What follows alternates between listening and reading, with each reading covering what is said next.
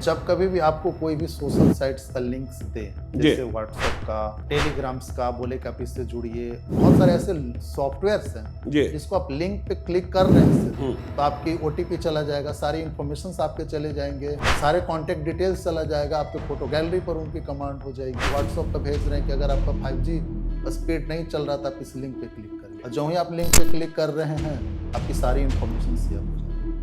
अच्छा, तो लिंक पर कभी भी कोई भी क्लिक करने से पहले एक बार नहीं कई बार सोचें। तो आजकल QR कोड्स का भी बड़ा झंझट है। लोग QR कोड्स भेजे, फिर स्कैन करने के लिए स्कैनर भेजे। आपके मोबाइल के भीतर जितना कुछ है, चाहे वह बैंक का डिटेल्स हो, चाहे कॉन्टैक्ट डिटेल्स हो, चाहे गैलरी हो, सब कुछ चला गया। तो ये QR कोड्स और स्कैनर, इसे समझाइएगा, ये बड़ा झंझट है। कोई व्यक्ति आपको क्या बोलेगा कि हम आपको गिफ्ट के रूप में दे रहे हैं जी, आप इस स्कैनर को क्या करिए, क्लिक करिए। क्लिक कराने का मतलब होता है कि आपके पूरे डेटास को हैक। घर में जो बड़े बुजुर्ग हैं, जिन्हें दुनियादारी से मतलब बहुत अधिक नहीं है, वह व्हाट्सएप ही त्याग दें। क्या इसे सरकार नहीं रोक सकती है इस तरीके के? सरकार के पास बहुत सारा डिमेरिट्स है। थोड़ी सी क्या होती है कि पुलिस की लापरवाही यहाँ पर है, थोड़ी सी नहीं बहुत हद तक लापरवाही है। बहुत बार क्या होता है कपल्स लोग वगैरह होटल में जाता है और एक ही आईडी को 10 बार एंट्री करके होटल वाले यूज करते हैं। दिन भर में वो 50 लोग को कॉल करते हैं। अब उनको जो लगता है कि ये मेरे टारगेट में आ गया, उस पर वो फोकस करना शुरू करते हैं। इसे रोका जा सकता है सोशल अकाउंट्स पर या डीपी पे कभी आपने सेल्फी लगाया, अब उस सेल्फी और आधार कार्ड को मिसयूज करके आपका अकाउंट खुलवा लेगा। पैसे बाद में हैक करते हैं, पहले हमारे माइंड को हैक करते हैं। मेरे पास एक नोटिस आया हुआ है और उसमें बोला गया है कि आप जो है चाइल्ड पोर्नोग्राफी देखते हैं, जिसमें अमेरिका से आपकी जो है आईपी की मॉनिटरिंग की गई। कोर्ट में करेंगे FIR की साइबर थाने में करेंगे? आप साइबर थाना में भी कर सकते हैं, कोर्ट में भी कर सकते हैं, नजदीकी थाना में भी कर सकते हैं। नंबर अगर किसी भी व्यक्ति का अगर ऑन है जी, तो पुलिस के पास 1 से 2 मिनट में उसका लोकेशन। ये टेलीग्राम ग्रुप का लोचा क्या है? आजकल तो बहुत चर्चा हो रही है, उसमें जो छोटे छोटे बच्चे हैं क्या होता है कि उसमें देखिए क्या होता है कि बच्चों को पहले क्या किया जा रहा है कि 300-500 रुपए का इन्वेस्टमेंट कराया जा रहा है। बाद में जब उसकी पूरे पैसे डूब गए तो उनको फादर को सूचना मिल रहा है कि मेरा ही अकाउंट।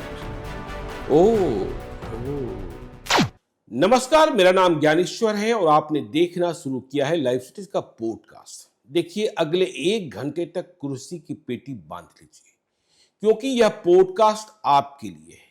आपके पैसों की हिफाजत हम चाहते हैं। हम यह कोशिश कर रहे हैं कि आप किसी साइबर फ्रॉड के शिकार न हो जाएं। कोई ऐसा व्यक्ति जिसे आप जानते नहीं है, पहचानते नहीं है, वह आपके बैंक खाते में डाका न डाल दे।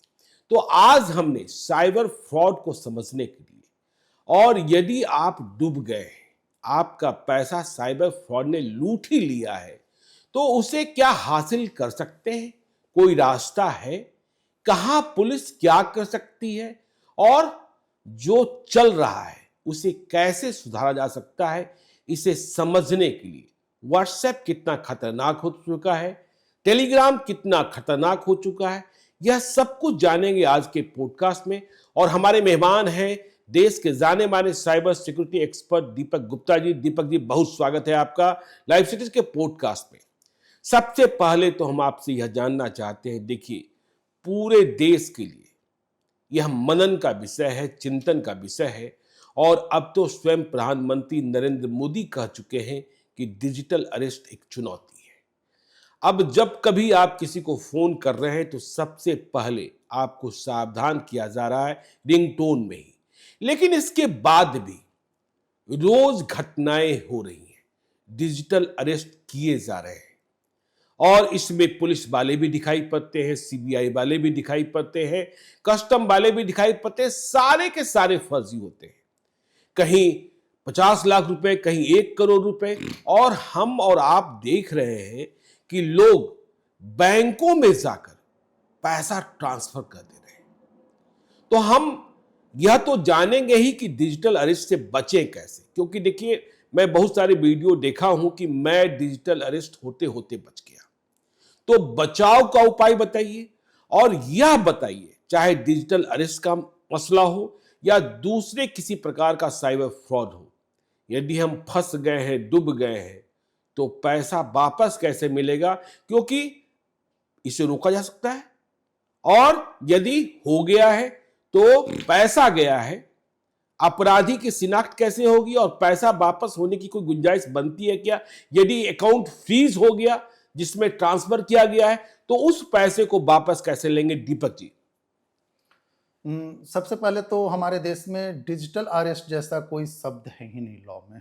लॉ में है ही लॉ नहीं। में कोई भी ऐसा शब्द नहीं। अगर कोई व्यक्ति अगर आपको कोई भी कॉल करता है और कहता है कि हम आपको डिजिटल अरेस्ट करने जा रहे हैं, या फिर आप वीडियो कॉल पर कंटिन्यू बने रहिए जब तक कि हम आपके पास हैं जी, तो डिजिटल अरेस्ट में ऐसा कोई भी लॉ नहीं है। पुराने जो लॉ था उसमें भी ऐसा कोई भी प्रावधान नहीं था। बीएनएस जो लॉ बना है उसमें भी कोई भी ऐसा प्रावधान नहीं है। तो अगर कोई व्यक्ति, अगर आपको डिजिटल अरेस्टिंग वर्ड जो ही आप सुन रहे हैं या आपको बोला जा रहा है कि आप कॉल पे कंटिन्यू या ऑन कॉल या फिर वीडियो कॉल पे रहिए, इसका मतलब है कि कहीं ना कहीं आप आने वाले दिन जो है आपको समय में वो डराएगा और फिर आपसे पैसे की वसूली करने की कोशिश करेगा। तो डिजिटल अरेस्ट लॉ में ऐसा कोई भी प्रावधान नहीं है। अगर जो कोई भी व्यक्ति अगर आपको वीडियो कॉल पुलिस की वर्दी में, सीबीआई में, सीआईडी में, कोई भी लॉ इन्फोर्समेंट अगर बनकर या कोई एडवोकेट, जजेज वगैरह भी बनकर आपको कॉल कर सकते हैं, ठीक है, कि हम आपकी सुनवाई कर रहे हैं, ठीक है, तो ऐसे केसेस को आप डायरेक्ट इग्नोर करिए और उसको क्या करिए, वहां से बिल्कुल वीडियो कॉल को क्या करिए, इतना खौफ पैदा कर देता है दीपक जी। जब मैं पीड़ितों से बात करता हूँ, लोग वर्दी में होते हैं, अरेस्ट वारंट की नोटिसें भेज देते हैं। देखिए क्या होता है कि जब हम किसी भी चीज को समझने को तैयार नहीं होते, सबसे पहले चीज क्या होती है कि हमें, मेरे माइंड को क्या करता है कि पैसे बाद में हैक करता है, पहले हमारे माइंड को हैक करता है। मैं एक छोटा सा एग्जांपल्स बिहार का बता रहा हूँ। कुछ दिन पहले 2 जजेस की स्टोरी है। जजेस की स्टोरी है। अच्छा। एक जज ने मुझे कॉल किया मॉर्निंग में 8 o'clock में, और मॉर्निंग में कॉल करके बोल रहे हैं कि मेरे पास एक मेल पर नोटिस आया हुआ है। जज साहब बोल रहे हैं? जज साहब जी, मेरे पास एक नोटिस आया हुआ है और उसमें बोला गया है कि आप जो हैं चाइल्ड पोर्नोग्राफी देखते हैं, जिसमें अमेरिका से आपकी जो है आईपी की मॉनिटरिंग की गई है। अमेरिका से मॉनिटरिंग की गई? अमेरिका से मॉनिटरिंग किया गया है और इंडिया के मतलब कि आपको भेजा गया और डिटेल्स भेजा गया कि आप चाइल्ड पोर्नोग्राफी देख रहे हैं। अब वो जज साहब लेटर को देख रहे हैं, पूरे परिवार जो है उनके परेशान, और उनके हस्बैंड एडवोकेट, और पूरे चीजों को दोनों लोग जो है बिल्कुल उस लेटर पे विश्वास कर लिए। अच्छा, जज साहब भी विश्वास कर लिए। और उसके बाद फिर वो कॉल किए मुझे जी, कैसा ऐसा मामला है, तो मैंने बोला कि ये फेक है, ठीक है। तो उसके बाद नहीं से कि उनको एक नहीं, आपने कैसे फेक पकड़ लिया? जज साहब नहीं पकड़ पाए, वकील साहब नहीं पकड़ पाए? मैं बता रहा हूँ उसमें कैसे पकड़ा गया। उसमें फिर क्या हुआ कि मतलब कि वो बार बार बोल रहे कि नहीं से कि ये चीजें कहीं ना कहीं शक है। तो मैंने बोला कि शक आपको कैसे जा रहा? तो उनके माइंड सेटअप में था कि कभी ना कभी मैं पॉर्न वीडियो देखता हूँ, वो देखते रहे थे। माइंड को उसने क्या किया कि मॉनिटरिंग कर लिया उसको, और माइंड में उनको एक साइको बैठ गया चीजों को, ठीक है। फिर उसके बाद उनको मैंने लेटर देखा, लेटर पर कई जगह की स्टाम्प लगी हुई थी। जब इस तरह के लेटर्स आते हैं तो आप देखेंगे कि उसमें कई तरह के स्टाम्प, एक नहीं, जब कोई भी अथॉरिटी जो होती है, लीगल एजेंसी जब लेटर इश्यूज करती है, एक स्टाम्प होती है, एक स्टाम्प होती है। लेकिन जब इस तरह के जब लेटर्स आएंगे तो आप देखेंगे इसमें दर्जनों मोहर लगे हुए होते हैं। तो मैंने उनको बोला कि ये फेक है, लेकिन फिर भी उनको विश्वास नहीं हुआ। तो मैंने उनको बोला कि आप उसको फॉलो करिए। फॉलो करने के बाद उनको क्या किया कि कुछ देर के बाद वीडियो कॉल किया। हाँ, वीडियो कॉल करने के बाद बोला कि मैं पुलिस ऑफिसर हूँ, ऐसे ऐसे वो चीजें होती। मैंने बोला कि थोड़ा सा और आप आगे जाइए, थोड़ी देर में आपसे पैसा मांगेगा। फिर वही हकीकत हुआ कि जब तक कि उनसे पैसा नहीं मांगा तब तक उनको विश्वास नहीं हुआ। अच्छा।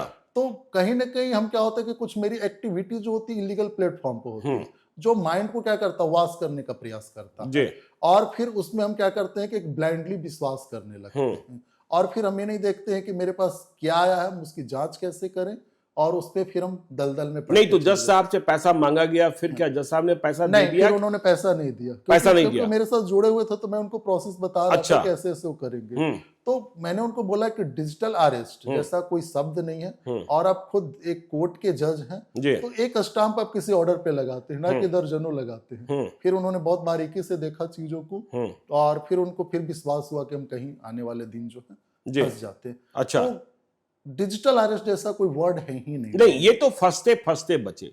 लेकिन बहुत सारे लोग, देखिए गया के एक बड़े डॉक्टर साहब कई करोड़ रुपए दे चुके, पटना में एक लेडी प्रोफेसर कई करोड़ रुपया दे चुकी। तो ये लोग तो फंसी जाते हैं। देखिए, जब कभी भी ऐसे कोई भी चीज, क्या होता है कि हम अपने आप को किसी भी चीज में ओवर कॉन्फिडेंस रहते हैं, सबसे बड़ी चीज। मुझे लगता है कि कहीं ना कहीं हम किसी न किसी चीज में इलीगल्स हैं, गलत है, और हम क्या करते हैं, डर से किसी चीज बातों को शेयर नहीं करते हैं उस चीजों के मामले में, और हम क्या करते हैं, जैसे जैसे वो बोलता है हम उसको फॉलो करने जाते हैं, और बाद में एहसास होता है कि हम फंसते चले जा रहे हैं। ठीक है, तो सबसे बड़ी बात है कि डिजिटल अरेस्टिंग के साथ साथ कोई भी लॉ इन्फोर्समेंट जो है या कोर्ट का ऑर्डर जो होता है, डायरेक्ट नहीं कहता है कि आप मुझे पैसे दीजिए या किसी व्यक्तिगत अकाउंट में दीजिए या किसी कंपनी के अकाउंट में दीजिए।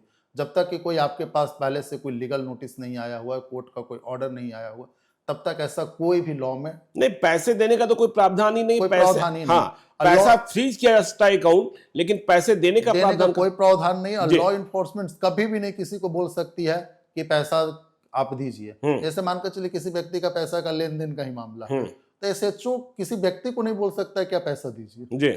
तो कहीं पर भी लॉ इन्फोर्समेंट वैसा है ही नहीं लॉ कि आप पैसा की कोई व्यक्ति लॉ इन्फोर्समेंट पुलिस जो है। नहीं दीपक जी, हम यह समझना चाहते हैं जो मॉडस ऑपरेंडी होते हैं साइबर फ्रॉड्स के, तो मैं देखता हूं कि जो केसेस आते हैं उसमें अधिकांश वैसे लोगों को टारगेट किया जाता है जिनकी उम्र अधिक हो गई है या वो घर में अकेले रह रहे हैं।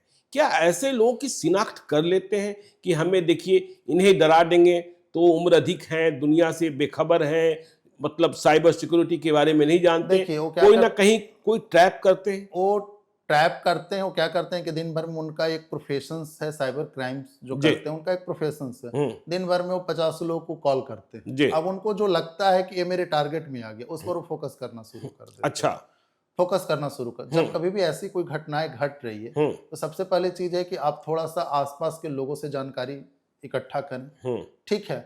दूसरी चीज है कि जब कभी भी आप पैसे दे चुके हैं तो साइबर क्राइम पोर्टल पर स्पॉट। नहीं, मैं पैसे दे चुका उस पर तो मैं बाद में आता हूं, कि अभी तो मैं उस पर ही बात कर रहा हूं कि देखिए वो ट्रैप करते हैं और वैसे लोगों के पास अधिक कॉल्स जाते हैं जिनके बैंक अकाउंट्स में काफी पैसे हैं या उन्होंने बहुत दिनों से पैसे का इस्तेमाल नहीं किया है। क्या बैंक वालों की भी कोई मिली भगत रहती है साइबर फ्रॉड के मामले में, कि बैंक वाले भी कोई डाटा लीक कर देते हैं कि भाई इनके अकाउंट में पैसा है, ये ऑपरेटिव नहीं है, इन्हें तुम आसानी से टारगेट कर सकते हो? नहीं, देखिए, बैंक की अगर कहा जाए तो इस तरह का इंफॉर्मेशन बैंक्स नहीं देती है। बैंक्स इस तरह की इंफॉर्मेशन नहीं देती है। वो इंडिविजुअल टारगेट करता है कि कौन व्यक्ति कितना तक हो सकता है, वो एनालिसिस करने का प्रयास करता है और उस हिसाब से वो टारगेट बनाता है।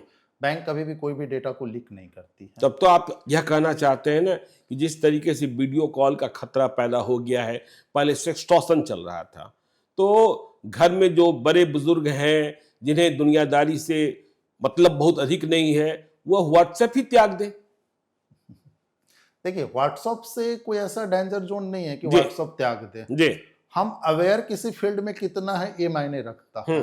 जब तक कि मेरे अंदर लोभ लालच और डर नहीं होगा, तब तक हम किसी भी क्राइम सीन्स में नहीं फंस सकते हैं। दीपक जी, पैसा डूब गया, चाहे डिजिटल अरेस्ट में डूबा, चाहे मेरे अकाउंट से पैसा उसने किसी तरीके से निकाल लिया, हमने उसने ओटीपी भेजा और हमने एक्सेप्ट कर लिया, उसने कोई स्कैनर भेजा उस पर हमने एक्सेप्ट कर लिया, यदि मेरा पैसा डूब ही गया फिर क्या इसे हासिल किया जा सकता है? देखिए, अगर आपका पैसा कहीं पर अगर आपने मानकर चलिए कि ट्रांसफर कर दिया, क्योंकि अब लोग ओटीपी बहुत कम शेयर करते हैं लोग, लेकिन अब जानबूझकर जाकर अकाउंट में ट्रांसफर करते हैं, बैंक जाकर ट्रांसफर कर दे रहे हैं, ऑनलाइन ट्रांसफर कर दे रहे हैं, तो सबसे पहले हम आपको बोलेंगे कि कभी भी कोई भी अमाउंट इस तरह की ट्रांजेक्शंस ना करें, किसी को भी नहीं करें। ऑनलाइन ट्रांसफर करें ही नहीं। अच्छा, ऑनलाइन ट्रांसफर मतलब जिस व्यक्ति को आप नहीं जानते, जो व्यक्ति आपको डरा रहा है, लोभ लालच दे रहा है, ऐसे जिसको आप जानते हैं उसको आप बिल्कुल भी ना करें।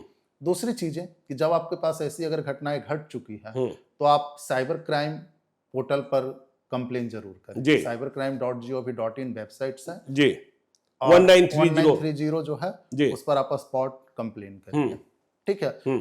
आप बैंक जाने से पहले, किसी पुलिस स्टेशन जाने से पहले, जब कोई भी अगर आपके पास घटनाएं साइबर क्राइम से रिलेटेड आ रहा है, चाहे फाइनेंशियल फ्रॉड्स हो, चाहे सेक्सटॉर्शंस हो, बुलिंग्स हो, ठीक है, किसी भी तरह का आ रहा, तो आप बैंक या पुलिस स्टेशन जाने से पहले जो आप साइबर क्राइम पोर्टल का सहारा लेकिन लोग कहते हैं कि भाई जानकारी लेने में, जानकारी देने में इतनी तरीके की अड़चने हैं कि बहुत देर हो जाती है, और यदि हमने जानकारी सबमिट भी कर दी तो पुलिस वाले उसे बहुत तुरंत एक्टिव नहीं होते। क्या होता है कि थोड़ी सी क्या होती है कि पुलिस की लापरवाही यहाँ पर है, थोड़ी सी नहीं बहुत हद तक लापरवाही है। जैसे कोई भी व्यक्ति अगर साइबर क्राइम पोर्टल पर कंप्लेन दर्ज किया है तो साइबर क्राइम पोर्टल क्या करता है कि ऑटोमेटिक जिस समय आपने कंप्लेन दर्ज किया वो रन करना शुरू कर देता है।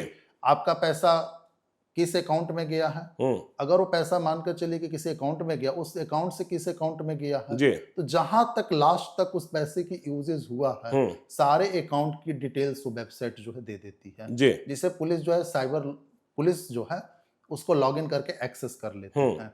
तो पुलिस के पास सबसे बड़ी चीज क्या है कि स्टेट पुलिस की अगर हम बातें करें तो 90% जो है साइबर पुलिस वेबसाइट जो है लॉगिन ही नहीं करती, जबकि ये देश में मैंडेटरी कर देना चाहिए।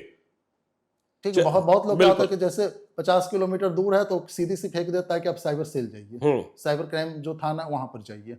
तो ये जो डिमेरिट है पूरे देश में लॉगिन की एक्सेस की पावर है, जबकि पीएस जो है उसको लॉगिन नहीं करती है। अच्छा, हाँ, तो ये चीजें होनी चाहिए। तो अगर आपने कंप्लेन कर दिया है और अगर अकाउंट में पैसा सामने वाला फ्रॉड के अकाउंट में है तो फ्रीज हो जाएगा, अकाउंट में है तो फ्रीज हो जाएगा। हाँ। लेकिन आप एक चीज याद रखिए कि जितने तेजी से आप पैसे उसे ट्रांसफर कर रहे हैं उतने तेजी से वो निकालने के लिए भी बैठा हुआ। ये तो कैश विड्रॉल करता होगा ना, ये डिफरेंट अकाउंट में क्या करता है कि हायरार्की सिस्टम्स में लेता है ठीक है, और फिर लास्ट अकाउंट्स में फ्रीज कर लेता है। ठीक है, कई बार ऐसे केसेस देखने को मिल रहा है कि फॉरेन में भी पैसे ट्रांसफर होना शुरू हो गया है। तो क्या इसे रोका नहीं जा सकता है? देखिए, जिस अकाउंट में पैसा जाता है, लोग कहते हैं कि अधिकांश अकाउंट्स ऐसे होते हैं जो या तो फेक अकाउंट्स होते हैं या ऑपरेटिव नहीं होते हैं, और जो आपने कहा विदेशों में, बैंक को यह समझ में नहीं आता कि यह अकाउंट किस रूप में खुला था। इसमें 200 रुपए का ट्रांजेक्शन था, 500 रुपए का ट्रांजेक्शन था, अचानक इसमें 5 लाख रुपए आ रहे हैं, 10 लाख रुपए आ रहे हैं। क्या इसे सरकार नहीं रोक सकती है इस तरीके के? सरकार के पास बहुत सारा डिमेरिट्स है। बैंक पर कंट्रोलिंग, बैंक के हम एम्प्लॉय पर कंट्रोलिंग की बातें नहीं कर रहे हैं। सरकार को चाहिए कि सबसे पहले चाहिए कि जो बैंक में अकाउंट ओपन हो रहा है, जब हम सारे कॉलम्स ले रहे हैं, केवाईसी वगैरह से अकाउंट को ओपन कर रहे हैं, तो सबसे पहले क्या होता है कि हम दूसरे स्टेट में रह रहे हैं और वहां पर जाकर अकाउंट को ओपन कर रहे हैं, तो बैंक की मैंडेटरी होनी चाहिए कि वहां का लोकल एड्रेस भी, मतलब मैं पटना में रहता हूँ और जाकर दिल्ली में अकाउंट खोल रहा हूँ तो एक लोकल एड्रेस आइडेंटिफिकेशन लेना चाहिए, वहां का नंबर भी लेना चाहिए, जो कि बैंक नहीं कर रहे हैं। ठीक है, ये उनके पास डिमेरिट्स है। दूसरी चीज है कि उनकी सोर्स ऑफ इनकम जो है आइडेंटिफाई करना चाहिए कि आपकी इनकम क्या है, और उस हिसाब से वहां पर फ्रीज कर देना चाहिए कि आपके एटीएम की अगर विड्रॉ है 25,000 तो 25,000 ही। अगर 1 लाख रुपीज आप एक दिन में ऑनलाइन कर सकते हैं तो, लेकिन अब क्या कि अकाउंट आप ओपन कर लिए तो सेविंग अकाउंट से 5 लाख 10 लाख तक ट्रांसफर है, 5 लाख रुपए 10 लाख 10 रुपए। लेकिन शिकायतें आ रही हैं कि देखिए आजकल अकाउंट खोलने का मतलब टारगेट तय कर दिया जाता है बैंकों में, और फिर इतने फेक अकाउंट्स खुल रहे हैं, किराए के अकाउंट्स, किराए का अकाउंट, टारगेट आप बना रहे हैं। ठीक है, अकाउंट खोलना आप, ठीक है, आपका बिजनेस है, आपका प्रोफेशन है, आप बना रहे हैं, कोई बुरी बातें नहीं है, लेकिन कस्टमर के साथ जो है आप उसके साथ एक स्ट्रॉन्ग थोड़ा सा डील करिए कि आपकी रिसोर्स ऑफ इनकम क्या है, आपकी कितने लिमिटेशन हो सकती है पर डे का, कितने आप ऑनलाइन कर सकते हैं। ठीक है तो आप उस हिसाब से उसको क्या करिए कि तय करिए चीजों को, और एक फिल्टर कर दीजिए उसी समय। तो ऑटोमेटिक क्या चीज, जैसे एटीएम है तो 25,000 से ज्यादा हम विड्रॉ नहीं कर सकते हैं, लेकिन अगर आपको ऑनलाइन करना है तो 5 लाख 10 लाख कर सकते हैं, जो कि एक डिमेरिट है। तो इस चीजों पे कंट्रोल करना। ये किराए का अकाउंट बड़ा शब्द आता है जब साइबर फ्रॉड के मामलों को हम देखते हैं। किराए का अकाउंट क्या होता है जिसका इस्तेमाल? किराए का अकाउंट क्या होता है कि जैसे बहुत तरह की क्या होता है कि लोग गुमराह करके किसी को अकाउंट करवा, जैसे कहीं पर कोई गया व्यक्ति किसी गांव में गया और उसने क्या किया कि कोई एक झांसा दिया कि हम आपको सरकारी फंड दे देंगे, हम आप 60 साल से ऊपर है तो हम आपको पेंशन देंगे, सरकार जो है पेंशन देगी। ठीक है, वैसे कंडीशंस में वो क्या करते हैं कि उन लोगों को फर्जी अकाउंट खुलवा देते हैं। बहुत बार केसेस में अपना मोबाइल नंबर तक रजिस्टर्ड कर देते हैं। अच्छा, वे तो गैर पढ़े लिखे लोग होते हैं जी। वो क्या करते हैं कि मोबाइल नंबर रजिस्टर्ड कर देते, जिससे वो यूपीआई, गूगल पे वगैरह जो है और ऑनलाइन वगैरह जो उसी समय से एक्टिवेशंस ले लेते हैं जी। क्योंकि अब कोई भी अकाउंट जो है, अकाउंट में एक और डिमेरिट है कि जब आप अकाउंट ओपन कर रहे हैं तब अकाउंट क्या करता है कि 1-2 घंटे में ऑनलाइन की सुविधाएं भी आपको दे रहा है। अच्छा, जो कि कम से कम एटलीस्ट इसको 2 से 3 दिन तक रखना चाहिए कि तभी आप इसको क्या कर सकते हैं कि एक्सेस कर सकते हैं। तो ये दूसरी चीज है कि जो मोबाइल वेरिफिकेशन है वो बैंक के पास आज तक नहीं दिया गया है। तो कैसे वेरीफाई करे कि ये मैं नहीं समझा। जैसे मान कर चलिए कि कोई फ्रॉड जा रहा है और उसने एक आवेदन दिया कि मेरे मोबाइल नंबर को चेंज कर दिया जाए, बैंक क्या करती है कि चेंज कर देती है उस नंबर को, लेकिन उसी व्यक्ति के नाम से सिम कार्ड है, ये आइडेंटिफाई करने में आज भी बैंक असफल है। अच्छा, तो सरकार को भी चाहिए कि एक ऐसा सॉफ्टवेयर उसके पास दे जिससे कि वो अपने आप को डेवलप कर सके, सिम कार्ड और मोबाइल नंबर दोनों का मिलान किया जा सके कि एक ही व्यक्ति के नाम से है कि नहीं।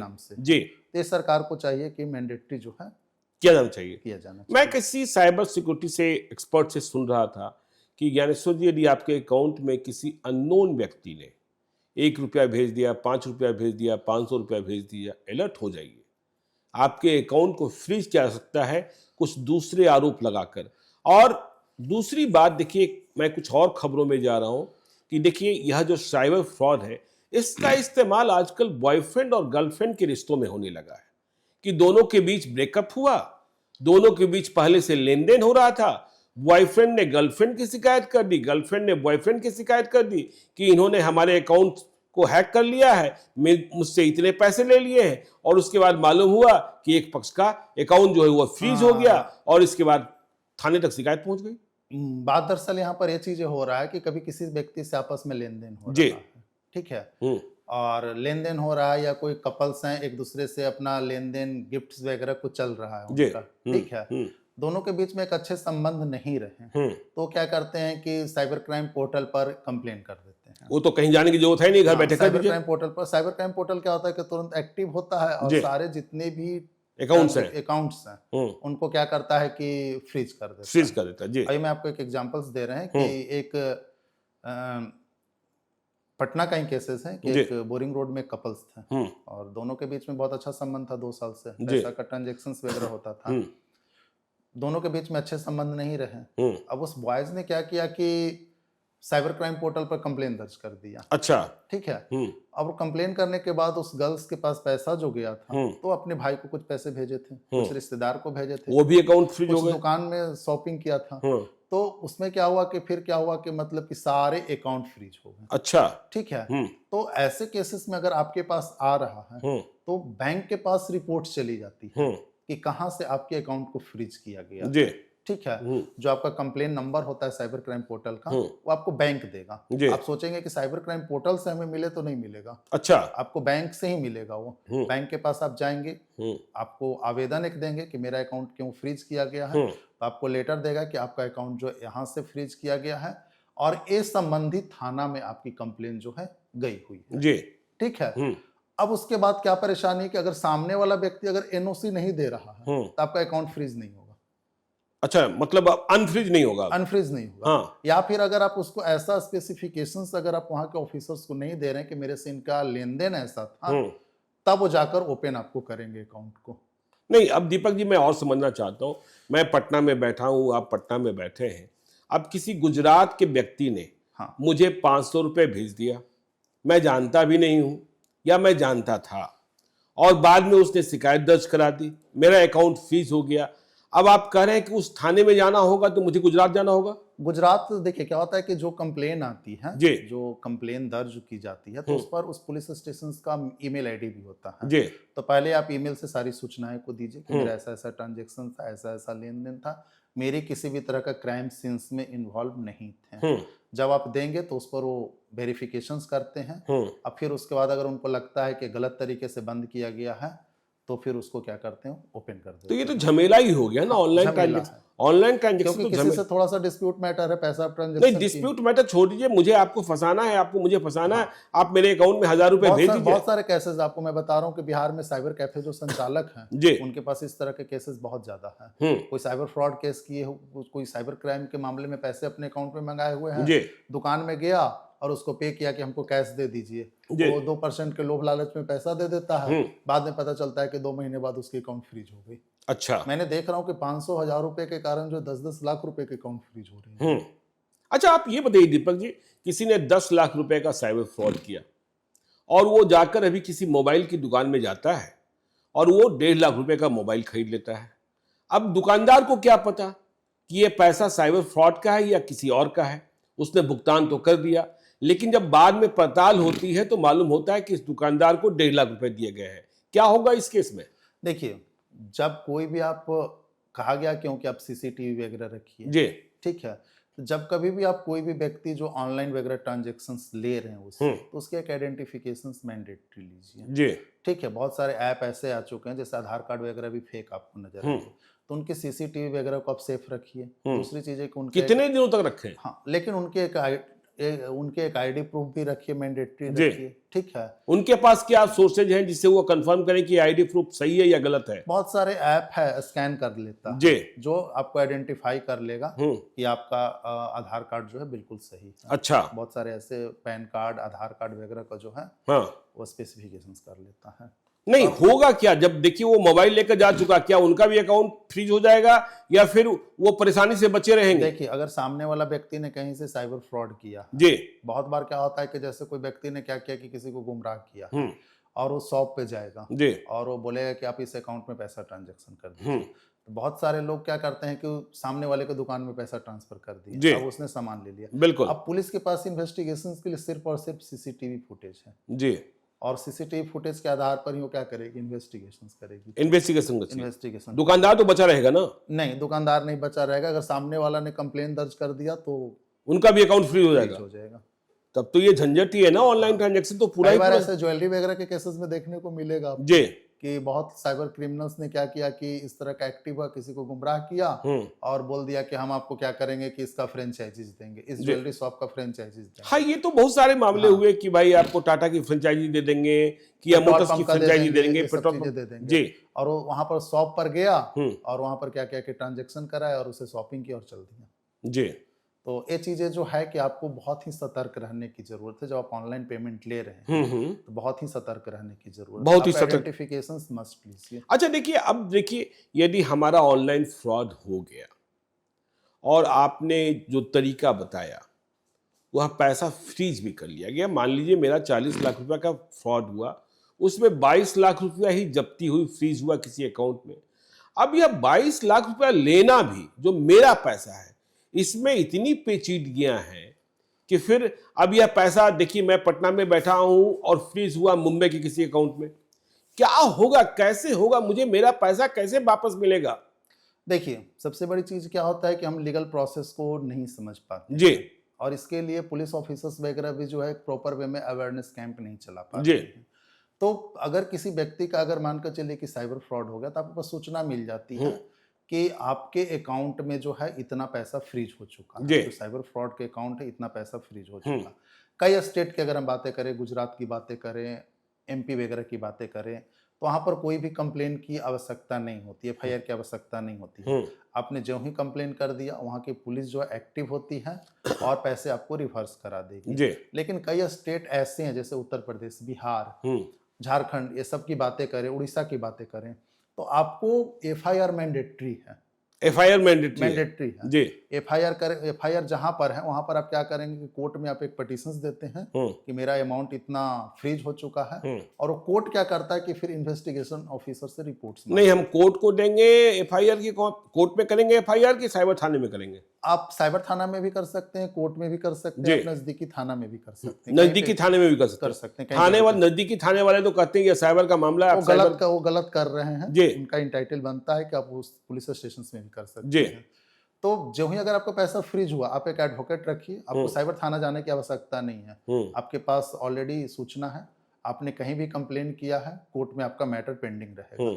उस समय आप क्या करिए कि आप एक एडवोकेट के माध्यम से आप एक पिटीशन दीजिए। वकील क्या खर्चा आ गया? हाँ, पिटीशन आप दीजिए वहां पर और उसके बाद वो क्या करता है कि जज क्या करते हैं कि इन्वेस्टिगेशन ऑफिसर से एक रिपोर्ट्स मांगते हैं जी। रिपोर्ट्स में वो क्या करते हैं कि साइबर पोर्टल लॉगिन को लॉगिन करते हैं और वो बोलते हैं कि इतने पैसे इनके फ्रीज हो चुके हैं, ठीक है, इतना पैसा फ्रीज हो चुका है। फिर कोर्ट क्या करता है कि ऑर्डर देता है और उस ऑर्डर को कंप्लायंस जो इन्वेस्टिगेटर ऑफिसर्स कराते हैं। अच्छा ये बताइए दीपक जी, एक ही साइबर फ्रॉड है जिसने 4 लोगों से 20 लाख रुपए ठगे, तो किसी से 5 लाख रुपए ठगे, किसी से 8 लाख रुपए ठगे और किसी से 2 लाख रुपए ठगे और किसी से बाकी से जो ठगे। अब इसमें से जब्ती हुई मात्र 6 लाख रुपए की, तो ये 6 लाख रुपए किसको मिलेंगे? देखिए, दो तरह के प्रोसेस इसमें होता जी। है। एक होता है कि ठीक है, आपने जो पैसा मान के चलिए किसी ने ठगा, जी। तो उसकी यूजेस कहाँ कहाँ हुई है। हम्म। अगर मान के चलिए कि पहला जो पैसा उसने किया, उसने कहीं पर विड्रॉ कर लिया, खत्म, मिलना नहीं है, दूसरा अगर विड्रॉ किया, दूसरा अगर अप्लाई किया है, तो फिर वो पैसा कहाँ कहाँ गया है, फ्रीज हुआ है। जी। तो जो पैसा जहां पर फ्रीज हुआ है, लॉ में प्रोविजन है कि उसी व्यक्ति को मिलना चाहिए। लेकिन कभी कभी क्या होता है कि कोर्ट कोई ऑर्डर कर देता है, तो बैंक सरदर्द नहीं लेता है और पैसा देकर निश्चिंत हो जाता है। अभी मैं बता रहा हूँ कि एक एग्जांपल्स बता रहे हैं कि पटना का ही केसेस था, एसबीआई का केस था। एक अकाउंट पर 3 एफआईआर रजिस्टर्ड थे। एक अकाउंट पर 3 एफआईआर रजिस्टर्ड था। कलकत्ता में था रजिस्टर्ड था, हैदराबाद में रजिस्टर्ड था और एक जगह और रजिस्टर्ड था जी। अब वहां से क्या हुआ कि एक ने कोर्ट का ऑर्डर लिया और यहाँ का एलओएच टीम को भेज दिया। एलओएच ने क्या किया कि फॉरवर्ड कर दिया संबंधित बैंक को। संबंधित बैंक ने क्या किया कि उस अकाउंट को ओपन कर दिया जी। ओपन जो ही किया, उसने पैसा उसको ट्रांसफर करने के लिए सामने वाला साइबर क्रिमिनल्स ने एक जगह जो कलकत्ता का था, उसने पैसा पूरा विड्रॉ कर लिया। अच्छा। हाँ। अब उसमें क्या हुआ कि उस पर एक कार्रवाई शुरू हो गई उनके बैंक के ऊपर कि आपने जब फ्रीज था यहाँ से, तो आप एक ही पैसा को रिलीज करते, आपने पूरे अकाउंट को क्यों किया जी। तो बैंक को भी इसमें सतर्क रहना चाहिए कि कहीं इस अकाउंट पर कई जगह से तो कंप्लेन दर्ज नहीं है जी। तो इस चीजों को केयर करना चाहिए बैंक को। अच्छा, आजकल देखिए यह तो डिजिटल रिस्क की बात चल ही रही है। आजकल इन्वेस्टमेंट, शेयर ट्रेडिंग, ये टेलीग्राम का जो ग्रुप है, या फिर वो बात कहें कि पेंशन, फेक पेंशन, ये सारे नए साइबर फ्रॉड भी आ गए हैं। देखिए, आपकी बिजली कट जाएगी या तो बात पुरानी हो गई, लोग अवेयर हो गए हैं। लेकिन ये इन्वेस्टमेंट का लालच, कभी हम देखते हैं कि मुकेश अंबानी सामने प्रकट हो रहे हैं, कभी देखते हैं कि भाई मित्तल साहब प्रकट हो रहे हैं, और बूढ़े बुजुर्गों की यदि देखा कि उम्र इनकी अधिक है, तो उनको यह बताया जा रहा है कि आपके लिए पेंशन की यह स्कीम आई है, नरेंद्र मोदी की यह योजना आई है। और ये टेलीग्राम ग्रुप, देखिए इसमें तो छोटे छोटे बच्चे फंस रहे हैं। देखिए, अगर हम बातें कर रहे हैं, इन्वेस्टमेंट्स की बातें कर रहे हैं, तो जब कभी भी आपको कोई भी सोशल साइट्स का लिंक्स दे, जैसे व्हाट्सएप का, टेलीग्राम्स का, बोले कि आप इससे जुड़िए, उसमें बिजनेस प्लान्स की बातें की जाती है, उसके जो साइबर फ्रॉड की टीम जो होती है, वो टेक्निकली बहुत स्ट्रॉन्ग होती है। टेक्निकली स्ट्रॉन्ग ही नहीं होते हैं, कम्युनिकेशन स्किल भी बहुत अच्छा होता है उनका जी। ठीक है। अभी एक जज की बात कर रहा हूं मैं फिर दोबारा, एक महिला जज जिसने 19 लाख रुपीस जो है गंवा, 19 लाख रुपए, बिहार की 90 लाख रुपए। उनके पास कुछ पहले से सेविंग्स था, कुछ उनके हस्बैंड जॉब में थे, कुछ उन्होंने इंटरेस्ट ले लिया जी। तो जब वो बात कर रहे थे तो उनको बहुत अच्छा लगा कि कम्युनिकेशन अच्छा है। उन्होंने स्टार्टिंग में कुछ पैसा इन्वेस्टमेंट किया जिसका उन्होंने रिवर्स दिया ठीक है, और उसके बाद वो 90 लाख।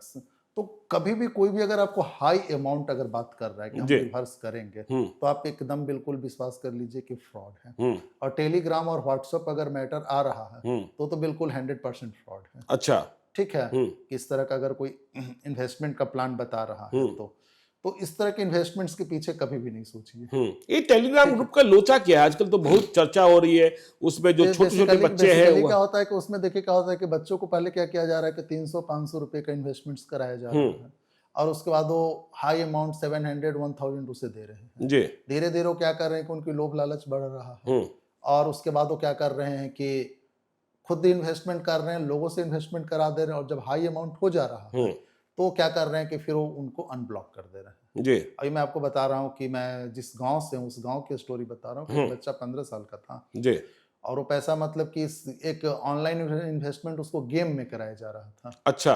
और उसने क्या किया कि लगभग 2 लाख रुपया उसने अर्न किया उससे, 2 लाख रुपया अर्न किया उससे, ठीक है। अब उसने क्या किया कि उसको इतनी लोभ लालच हो गया कि उसके सराउंडिंग जो लोग थे उनके बिना फादर के कंसर्न के उस लड़के को 20 लाख रुपए इन्वेस्टमेंट्स के लिए दे दिए। अच्छा। कोई 1 लाख, कोई 2 लाख ऐसे करके दे दिए, और बाद में जब उसकी पूरे पैसे डूब गए तो उनको फादर को सूचना मिल रहा है कि मेरा ही अकाउंट को यूज किया गया था। तो आपको बच्चों पर भी पैनी नजर रखना चाहिए कि बच्चे जो हैं आज के डेट में कहीं ऐसा नहीं हो कि बहुत बार बच्चे क्या होते हैं कि छोटे छोटे अमाउंट्स को इन्वेस्टमेंट सोचते हैं कि छोटा सा अमाउंट है और सारी इंफॉर्मेशन को दे रहे हैं। क्योंकि आप कोई भी बहुत सारे ऐसे सॉफ्टवेयर्स हैं जिसको आप लिंक पे क्लिक कर रहे हैं सिर्फ, तो आपकी ओटीपी चला जाएगा, सारी इंफॉर्मेशन आपके चले जाएंगे, तो सारे कांटेक्ट डिटेल्स चला जाएगा, आपके फोटो गैलरी पर उनकी कमांड हो जाएगी। अच्छा, ये भी है? ये भी है। अच्छा, बहुत सारे चीज, बहुत बार आता है क्या, अभी गांव के लोगों को क्या हो रहा है, घटनाएं घट रहा है कि वो भेज रहे हैं कि व्हाट्सएप पे भेज रहे हैं कि अगर आपका 5G स्पीड नहीं चल रहा था, आप इस लिंक पे क्लिक करिए। और जो ही आप लिंक पे क्लिक कर रहे हैं, आपकी सारी इंफॉर्मेशन शेयर हो जा रही है। अच्छा, तो लिंक पर कभी भी कोई भी क्लिक करने से पहले एक बार नहीं, कई बार सोचें। नहीं, मैं आपसे देखिए जब ऑफ कैमरा बात कर रहा था तो आजकल QR कोड्स का भी बड़ा झंझट है कि लोग QR कोड्स भेजे, फिर स्कैन करने के लिए स्कैनर भेजे, और इसमें मालवेयर फंसे होते हैं। कई फोन्स ऐसे होते हैं जिसमें ऑटोमेटिक डाउनलोड हो जाते हैं जब कोई तस्वीर आती है, और ये जैसे ही आए आपके मोबाइल के भीतर जितना कुछ है, चाहे वह बैंक का डिटेल्स हो, चाहे कॉन्टैक्ट डिटेल्स हो, चाहे गैलरी हो, सब कुछ चला गया। तो ये QR कोड्स और स्कैनर, इसे समझाइएगा, ये बड़ा झंझट है। एक छोटे से एग्जांपल से हम इसको बताना चाहेंगे कि एक शॉपकीपर था जो अपनी शॉप्स को चलाता था। ठीक है, ने बोला कि आप ये सामान जो है बुक कर दीजिए, ठीक है, और मुझे अपना स्कैनर मुझे भेज दीजिए। उसने क्या किया कि सामने वाले ने क्या किया कि स्कैनर भेज दिया, ठीक है, उसका सामान को रिजर्व करके रख दिया, ठीक है।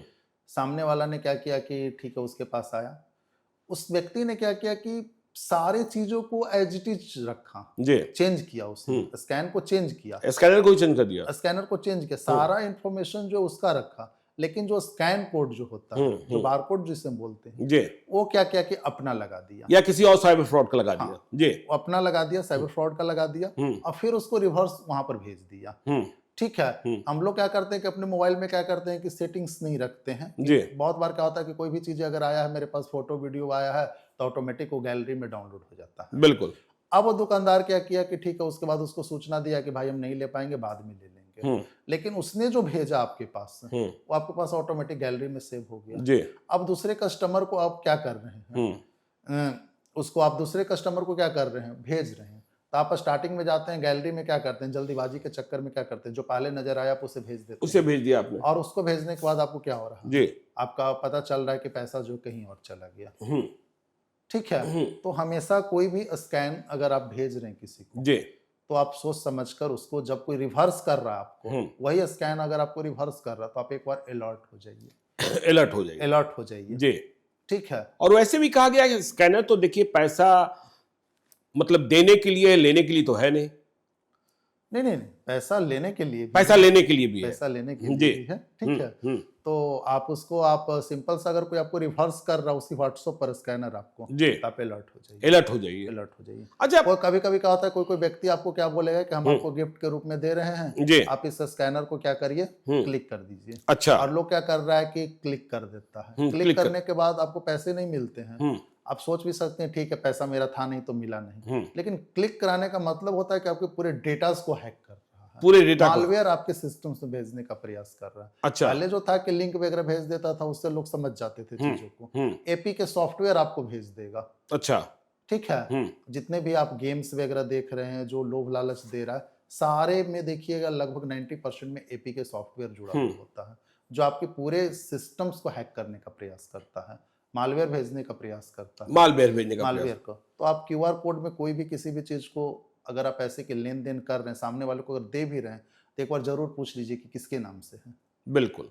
अच्छा, व्हाट्सएप और टेलीग्राम जब जांच एजेंसियां काम कर रही होती हैं, किसी का पीछा किया जाता है, क्या यह तुरंत सपोर्ट सिस्टम उपलब्ध हो जाता है? देखिए व्हाट्सएप और टेलीग्राम भी बिल्कुल फसाद का जड़ बना हुआ है। जितने भी देखिए सोशल साइट्स कंपनी है, मानकर चलिए कि फेसबुक की बातें करें, इंस्टाग्राम, ट्विटर, व्हाट्सएप की बातें करें, तो हमारे देश में इसका कोई सर्वर नहीं है। अगर हम रिपोर्ट्स भी अगर मांगते हैं, पुराने लॉ की अगर बातें करें तो CRPC 91 में रिपोर्ट्स मांगती थी पुलिस, तो उनको एक पत्राचार मेटा डेटा पे करना पड़ता है। अच्छा, अगर कहीं पर इमरजेंसी है, बहुत सारा इमरजेंसी, जैसे किसी को धमकी दे दिया है, टेररिस्ट ऑपरेशंस का दे दिया है, किसी को मारने का धमकी दे दिया है, और अगर वो प्रॉपर वे में एविडेंस है आपके पास, तो आप उसका स्क्रीनशॉट देंगे तो आपको 30 to 1 आवर में रिपोर्ट्स दे देती है। अच्छा, लेकिन ऐसे जो रिपोर्ट्स जो उनकी 2 से 3 दिन में औसत मिलती है, औसत मिलती है। तो ऐसे में क्या होता है कि बहुत डिले हो जाता है, और कोई भी ऐसी देश की एजेंसी नहीं है जो डायरेक्ट उनके साथ डील कर रही है। अच्छा, कोई नहीं है। ऐसा कोई नहीं है, उनका कोई ऐसा कोई कॉन्टैक्ट नंबर नहीं है, कोई ऐसा स्पेसिफिकेशंस नहीं है।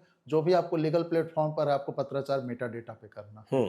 तो इसमें थोड़ी सी है कि व्हाट्सएप वगैरह जो है जिस तरह से क्राइम्स के लिए इन्वॉल्व हो रहा है, करना चाहिए, उसको क्विक रिस्पांस देना चाहिए। क्विक रिस्पांस, हालांकि प्रत्येक पीएस को भी राइट दे दिया है। नहीं, मैं आता हूँ पीएस के राइट पर आता हूँ। आप देखिए, एक बात और कह रहे थे कि देखिए अब वक्त आ गया है और जिस तरीके से साइबर थ्रेट है और साइबर फ्रॉड्स हैं, हम जिन्हें साइबर चाचा साइबर मौसा कहते हैं, कि अब सोशल अकाउंट्स भी, चाहे फेसबुक हो, चाहे हैंडल एक्स हो, चाहे इंस्टाग्राम हो, ये अकाउंट्स भी बगैर केवाईसी के नहीं खोले जाने चाहिए। देखिए, मेरा जहाँ तक अनुभव रहा है कि बहुत सारे जितने भी आप देख रहे हैं जी, अपहरण के केसेस, मर्डर, वेल ऑर्गेनाइज्ड, यहाँ तक कि टेररिस्ट ऑपरेशन जैसे केसेस जो देख रहे हैं, वो बहुत तेजी से डेवलप हो चुका है देश में विदेशों में हो चुका है। ऐसे में किसी व्यक्ति का कोई नंबर मिल जाता है तो किसी के नाम से फेक अकाउंट बनाकर जो है उसको, तो ऐसे में मैंडेटरी चाहिए कि उनको जो है स्पेसिफिक जो है क्यूआर कोड को, आधार कार्ड वगैरह को स्कैन करें, सेल्फी उनका लें स्पॉट, तभी अकाउंट को। और आजकल तो देख ही रहे हैं ना कि जैसे हम लोग ब्लू टिक वगैरह जो कराते हैं कभी कभी फेसबुक वगैरह में, तो 600 कुछ रुपए जो लेती है सोशल साइट्स कंपनी, और उसको बोलती है फिर कि आप स्पेसिफिकेशन आधार कार्ड दीजिए, हम वेरिफिकेशन से।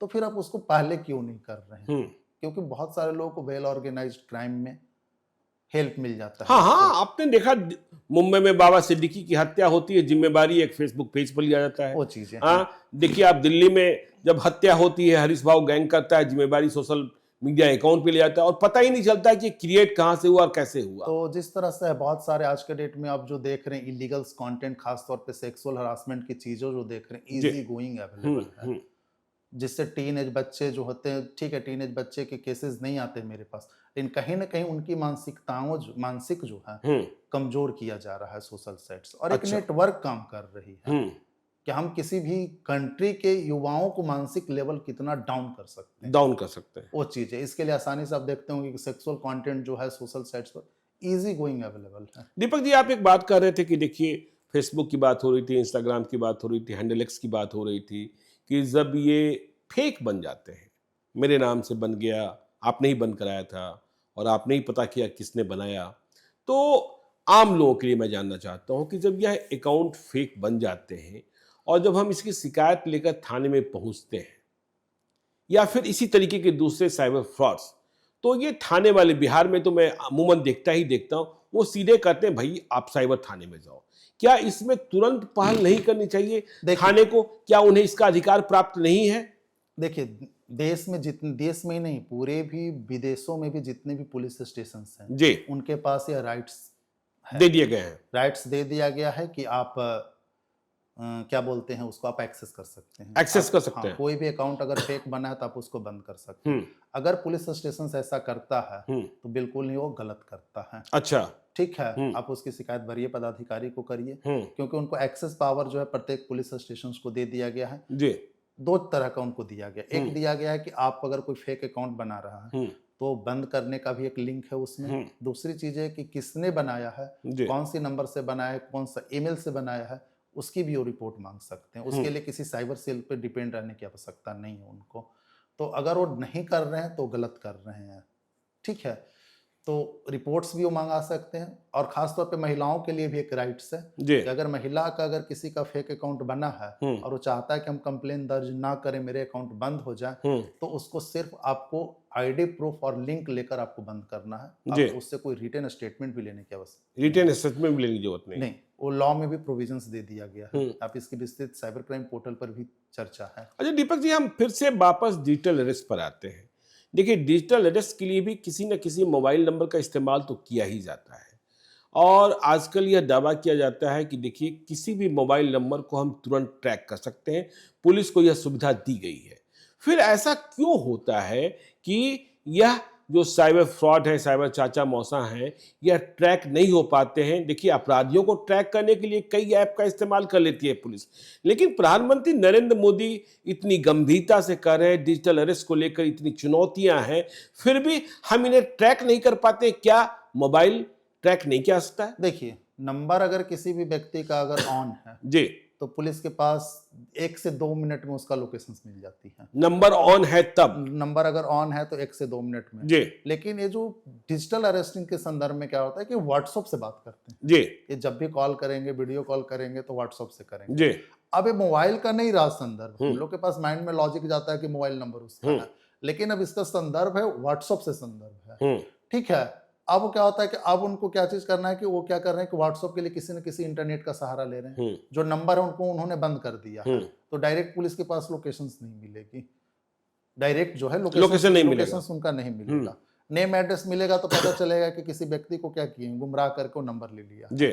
ठीक है, अब उनके पास स्पेसिफिक क्या होता है कि व्हाट्सएप कंपनी से आईपी की डिमांड करते हैं। अच्छा, कि आईपी मुझे दीजिए कि कौन सी इंटरनेट से इसे चलाया जा रहा है, और आईपी आने में 2 से 3 दिन लग जाती है। तब तक कहानी खत्म, चेंज कर देते। तो पूरे वर्ल्ड को चाहिए कि एक सिनेरियो, तो आईपी और आईपीडीआर ये दोनों तो समझा दीजिए। जब आईपी मिल गया, आईपीडीआर मिल गया, तो क्या पता नहीं चल सकता है कि ये कहां से ऑपरेट कर रहे थे? देखिए, आईपी क्या होता है कि जब हम कोई भी इंटरनेट के साथ जुड़े हुए होते हैं जी, तो हम एक अपने जैसे किसी से बात कर रहे हैं तो मोबाइल नंबर से जुड़े होते हैं, लेकिन जब हम किसी के साथ जुड़े हुए हैं तो आईपी से जुड़ते हैं, इंटरनेट प्रोटोकॉल जिसे एक नया आईपी क्रिएट होता है हर बातचीत में, और आईपी से हम लोग जुड़े हुए रहते हैं।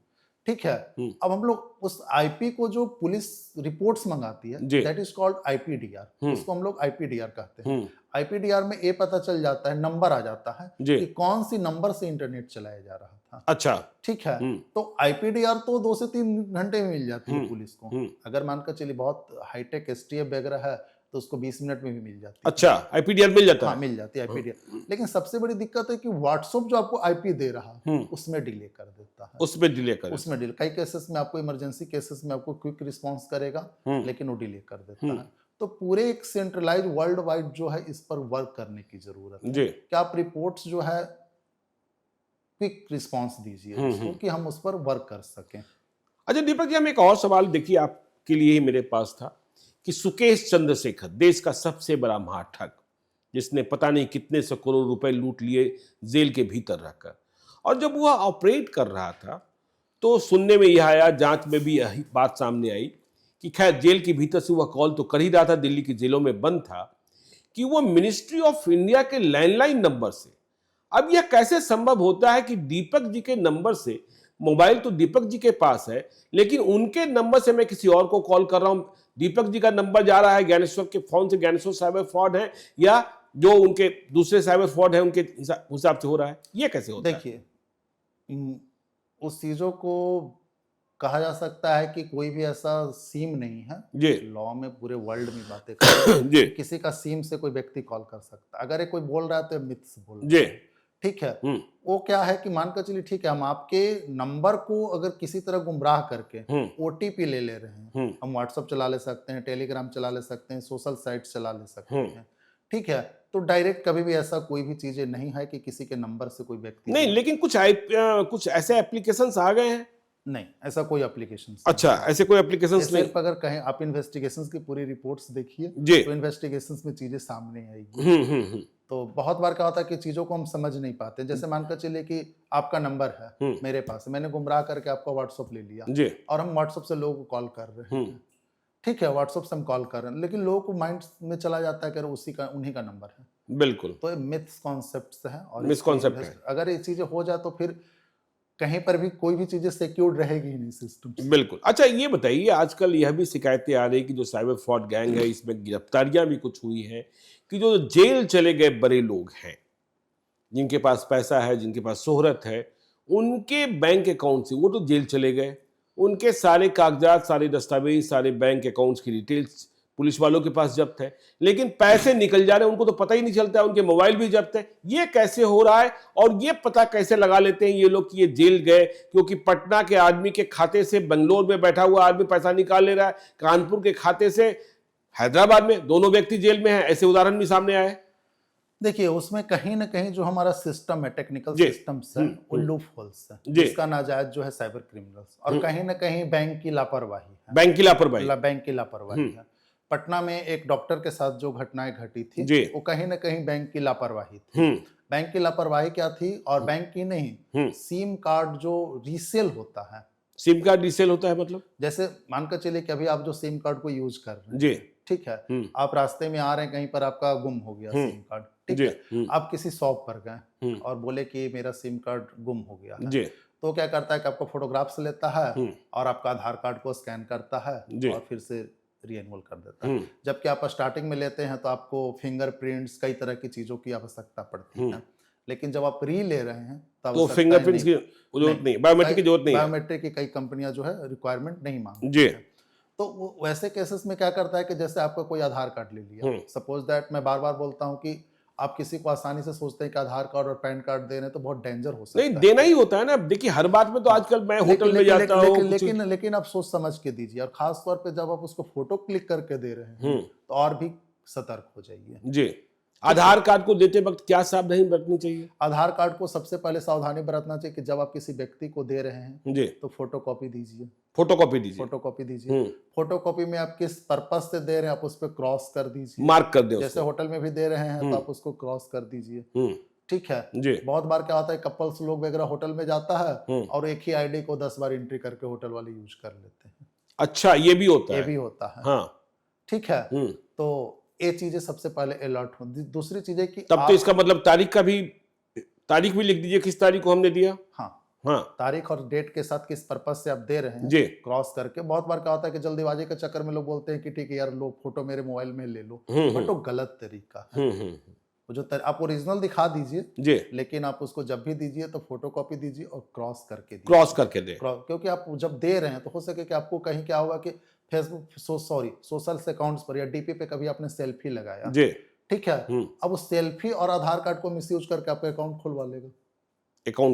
हाँ, तो इस चीजों पर हमेशा जो है अलर्ट, इन चीजों पर अलर्ट रहने। तो उसमें आप री जो होती है, जैसे जो व्यक्ति जेल में है उसका आधार कार्ड किसी ने फोटो ले लिया जी, ठीक है, अब उसको क्या किया कि गया शॉप पर अपना उसी तरह का चेहरा दिखाते हुए हेल्दी, और उसने क्या किया कि स्कैन कराया आधार कार्ड को और अपना फोटोग्राफ्स क्लिक कराया और सिम ले ली। उस केसेस में क्या हुआ था, डॉक्टर से मिलता जुलता हेल्दी फेस था, उस व्यक्ति ने बंगलोर में गया और आधार का उनका स्कैन किया, पैन कार्ड को स्कैन किया जी, पैन कार्ड को स्कैन किया और उससे क्या किया, फिर उसने तो फिर उनके मालूम कार्ड ले लिया। ऐसे साइबर फ्रॉड को मालूम कैसे होता है कि ये व्यक्ति जेल चला गया, ये व्यक्ति बड़ा आदमी है? बहुत क्या होता है कि जैसे मानकर चलिए कि जिसका जो वर्क करने का काम है जी, वो उस पर क्या करता है, मॉनिटरिंग करते रहता है। जैसे वहां के न्यूज़पेपर को पढ़ रहा है, अच्छा, गूगल में सर्च कर रहा है उस व्यक्ति के बारे में, तो सारे स्पेसिफिकेशंस उसको क्या होते हैं, मिलते रहते हैं जी, तो उस हिसाब से वो टारगेट बना लेता है। अब उसने क्या किया कि बंगलोर में क्या किया कि उसने सिम कार्ड ले लिया। अब उनको पता चल गया कि सिम कार्ड के द्वारा कि इनका अकाउंट एसबीआई में है, ठीक है। अब एसबीआई का अकाउंट नंबर उन्होंने किसी तरह पता चल ले लिया, ठीक है, क्योंकि नंबर से पता चल जाता है कि आपके अकाउंट नंबर क्या है आपका, ठीक है। अब अकाउंट नंबर में उन्होंने क्या किया कि दिल्ली गया, पटना का अकाउंट था जी, और वो दिल्ली गया और उसने वहां से क्या किया कि एटीएम कार्ड अप्लाई कर दिया, ठीक है, एटीएम कार्ड के लिए अप्लाई वहां से कर दिया, साइन वाइन किया जी, और बैंक वाले के माइंड सेटअप में था कि हम तो एटीएम भेज रहे हैं, उनके घर पे भेज, तो रजिस्टर्ड पोस्ट से आता है या कुरियर से आता है, रजिस्टर्ड पोस्ट से जाता है। लेकिन उसने क्या किया कि बंगलोर में गया, फ्लाइट से सिम लिया, उसके बाद दिल्ली फ्लाइट से गया और उसने आधार कार्ड को क्या किया कि ले लिया, आराम से ले लिया, ठीक है, और वहां से अप्लाई कर दिया। फिर जब ही उसको पता चला, क्योंकि एसएमएस वो मालूम होता है कहां पहुंचा, आ रहा था कहां पर पहुंच रहा है, और उसने फिर यहाँ के पोस्ट ऑफिस से क्या किया, रिसीव कर लिया, कॉल किया पोस्ट ऑफिस वाला, तो उसने बोला कि हम अभी हैं नहीं, शाम में आएंगे लेंगे जी, ठीक है, और उस पोस्ट ऑफिस वाले को 100-200 का लोभ लालच देकर जो है उसको रिसीव कर लिया। अब उसके पास मोबाइल भी है और उसके पास बिल्कुल तो एटीएम कार्ड भी है। अब उसका जो फिक्स डिपॉजिट था उससे उसने लोन लिया। अच्छा, हाँ, फिक्स डिपॉजिट से उसने लोन लिया और लोन लेने के बाद उसी एटीएम से क्या किया, विड्रॉ कर लिया, उसी एटीएम से। अब वो क्या था कि कई जगह व्यक्ति क्या कर रहा था कि क्राइम्स कर रहा था। अच्छा, कई जगह जो आया उसके बाद आया। अब उसके बाद क्या हुआ कि उस व्यक्ति की रिकॉग्नाइजेशन कैसे हुआ, मैं बता रहा हूँ कि गूगल में गई, पुलिस गई, गूगल में गई और एक वहां पर इमेज इन्वेस्टिगेशन का ऑप्शन आता है गूगल में, आप देखेंगे ध्यान से, तो उसमें क्या हुआ कि इमेज का उसका जैसे निकाला गया, कैप निकाला गया उसका, ठीक है, तो कैप निकालने के बाद उसकी फोटोग्राफ्स मिल गई। फोटोग्राफ्स को उसने क्या किया कि गूगल पर स्कैन किया पुलिस ने, ठीक है, उसके बाद उसकी फेसबुक अकाउंट मिल गया। अच्छा, उसी से मिलता जुलता जो था फेसबुक अकाउंट मिल गया उसके फेस से। अब फेसबुक से क्या किया गया कि रिपोर्ट मांगा गया, रिपोर्ट मांगने के बाद उसका ओरिजिनल नंबर वगैरह मिल गया। तो इस आधार पर उसकी आइडेंटिफिकेशन हुई। अच्छा, चलिए दीपक जी, देखिए एक और शिकायत पर आते हैं जो आप चर्चा करते रहते हैं बार बार, कि देखिए साइबर थाने तो बहुत खुल रहे हैं, लेकिन वहाँ किसी की भी तैनाती कर दी जाती है, चाहे उन्हें समझ में आए ना आए कि ये आईपी एड्रेस क्या होता है, आईपीडीआर क्या होता है, व्हाट्सएप से कैसे संवाद करना, और जब तक वे सीख रहे होते हैं फिर उन्हें, क्योंकि यह भी समझ कर जाते हैं कि ये फालतू थाना आ गया है, और जब समझ गए तो उन्हें फिर कहीं और। कोई प्रक्रिया तो स्थायी बनानी चाहिए या कुछ कार्यकाल साइबर थानों के लिए भी निर्धारित करना चाहिए। देखिए, जैसे बहुत सारे जो आप देखते होंगे डिपार्टमेंट में जो रिक्रूटमेंट्स होती है, तो आने वाला वो दिन दूर नहीं है कि उसमें साइबर के लिए ही सिर्फ पुलिस की रिक्रूटमेंट्स होगी, साइबर नेशनलाइज लेवल पर होगा। हाँ, ठीक है, ये जो चीजें जो होगी नेशनल लेवल पर होगी, चीजें होगी। अभी के केसेस में क्या देखने में, मैं आईपीएस वगैरह से काफी मतलब कि देखकर मैं स्तंभ रह जाता हूँ कि जिस व्यक्ति को एक सीडीआर एनालिसिस करने नहीं आता है, जिसको एक आईपीडीआर टर्म नहीं पता है, एक सोशल अकाउंट्स को पत्राचार सीआरपीसी में नहीं 91 में करने आ रहा है, और उस व्यक्ति को क्या करते हैं, अचानक सुनने को मिलता है कि उनको साइबर थाना दे दिया गया। मैं सुनकर आश्चर्य हो जाता हूँ कभी कभी। ठीक है, तो मुझे लगता है कि देखिए, और जितने भी थाने में साइबर थाने में लोग जा रहे हैं, 20% लोग सीखने के ख्याल से बहुत अच्छे होते हैं, ठीक है, लेकिन 80% वो समझते हैं कि मेरे लिए एक सेंटिंग पोस्ट है। अच्छा, वो इंटरेस्ट नहीं लेते हैं। तो सबसे पहले एक आईपीएस को चाहिए कि अपने जिले में वो डिटरमाइन करे कि कौन टेक्निकली एक्सपर्ट है मेरे पास, कौन पुलिस ऑफिसर जो है टेक्निकली जो है अच्छे साउंडेड है, और उसको उनको रिक्रूटमेंट करना चाहिए, और कौन जाना चाहता है। अब आप किसी को क्या किए कि पुलिस स्टेशन थाने से क्या किए कि लाइन हाजिर किए, लाइन हाजिर करने के बाद 20 दिन के बाद आप उसको साइबर थाना दे दिए।